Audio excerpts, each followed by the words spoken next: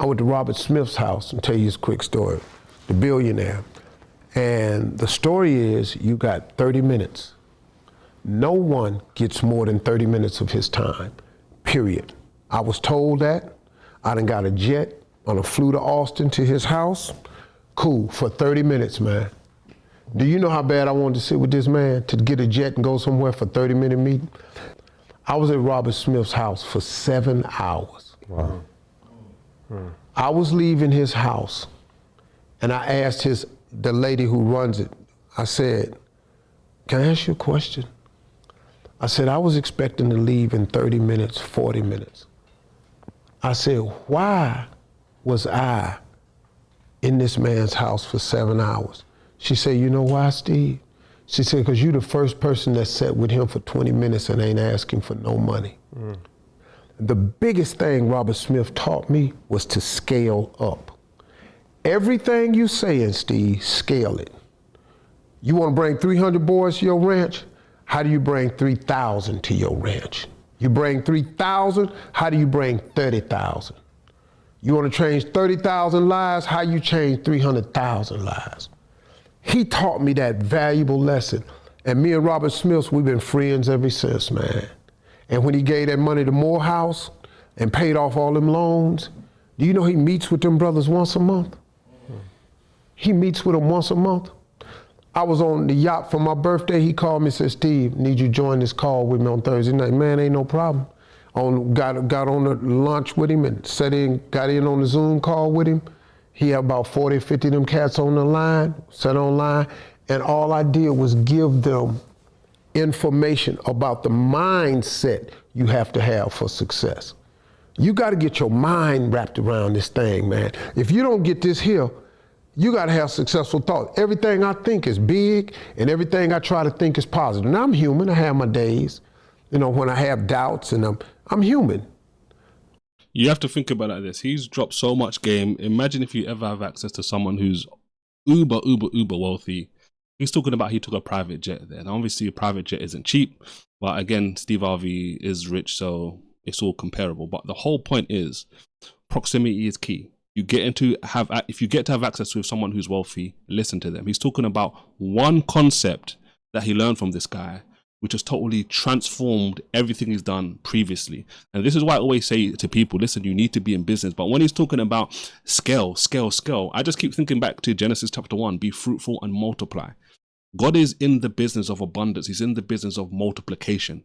So imagine if the thing that you're doing right now, you did it 10 times more, right? You would get potentially 10 times more of the results. But this is the thing. I always go back to the passage where God is talking about 1 can chase 1,000, 2 can put 10,000 to flight.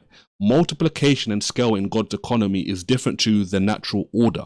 So I want you to understand that the things that you're doing, think bigger. Why do you think bigger? Because God is far bigger than anything that you are doing or anything that you can imagine. This is interesting on so many different levels, but think about the stuff that you're doing right now. How can you multiply it? What are the things, the steps you can take? What systems can you put in place to scale what you're doing without even necessarily doing any more physical labor? So there's systems and things you can use, or systems and tools you can put in place which can help you get more time, get more resources, and then ultimately continue to scale it bigger and bigger and bigger. When you think about something being fruitful and multiplying, think about like a garden where there's fruit.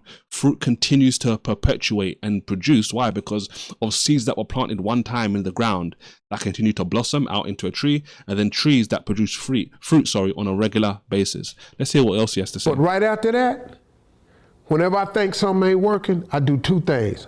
I start thinking I get grateful, and I immediately go into prayer. I get grateful, and then I just say, okay, God, I thank you for what all you done for me. Let me just shut up and cool out. And then I go into prayer. And dog, what I have now is because of that. It's not because like I'm the funniest cat out there. You know, somebody asked me one time, you think you that funny? I don't know. I know enough people do. I got 100 million people willing to give me $1. I made a few 100 million. You might not think I'm funny, but I don't really need you to make it though, do I? There's a whole lot of people hating on y'all, but you don't need neither one of them. That's a fact. You know. And that goes back to what he was saying before about success starts in the mind. So many people think that success starts with your hands, the things that you do. No, you're only going to do what's internal, what's in your mind, what's in your heart. And this is why it's so important. I always tell people, don't forget to do the hard work. The hard work really is building on the inside, because what you build on the inside, remember I spoke earlier on about planting a tree, planting a seed. Planting the seed is like the internal work. It has the potential to produce a magnificent tree which continues to perpetually produce fruit. But imagine if the seed isn't in the ground. Imagine if you haven't done the internal work, the inside work. No tree's coming. And if a tree does sprout, it's going to be a tree that's sprouting deadly, dodgy, preposterous fruit. Let's keep going. The fact that I ain't never heard now one of Lil Baby's records. I wouldn't know a Lil Baby song. He don't need me. ASAP Rocky. He got Rihanna. What do he need me for? There's so many people out there in the world is the point he's making. You don't need everybody to know you. You don't need everybody to like you, right? No matter what you do, as long as you're doing something, you're going to have haters. These videos, for example, right? I'm reacting righteously. I'm showing you how to react righteously. You know what's true, guys? There's people out there who don't want to react righteously. They want you to react unrighteously. Just by proxy, they're going to be people that don't like what I'm talking about, right? But at the end of the day, I don't need to spend my nights or my days worrying about the people that don't want people to react righteously. All I need to continue to focus on is people like you who watch this and you're like, yeah, I want to be able to react more righteously in just the things that's going on in life, right? We're on a journey, right? Which I just call, we're on the journey to win, right? Christ has done the work for us. All we need to do is continue to just follow his ways, and we're going to continue to prosper in the various different areas in life where we apply what he says in the word. So Steve is dropping a lot of game here, right? Regardless of what you think of Steve Harvey, right? Like he just said, right? I don't even watch Steve Harvey like this. I saw this and I thought, you know what? This is a good thing to have a conversation about, because at the end of the day, you should be able to pass between someone you may agree with or not agree with, and the principles that they may be mentioning, which are beneficial and can actually help you.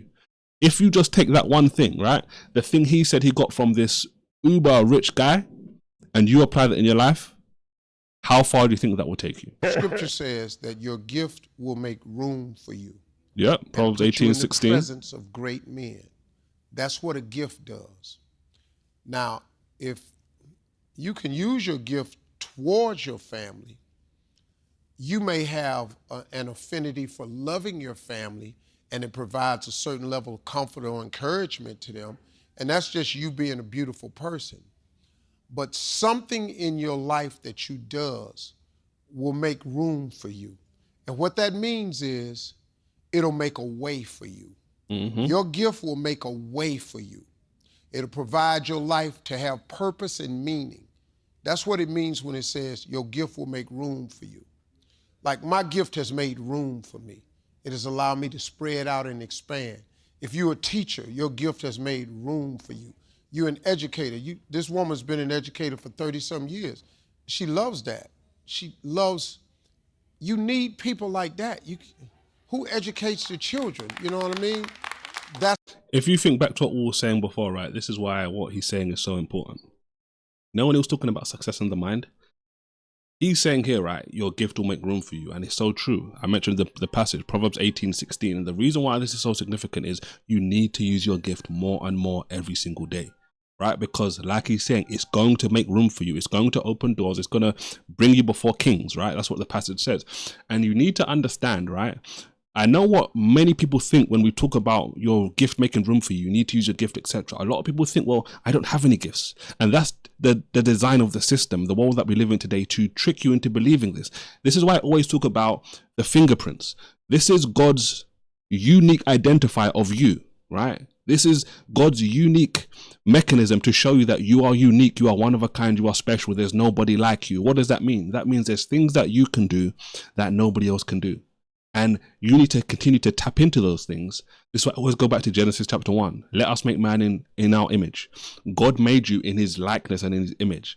That means you're unique, you're special, you're one of a kind. The more you tap into your unique purpose for being on this planet, the more room that God is going to open up for you to do the thing that you can do, which can bring his kingdom glory.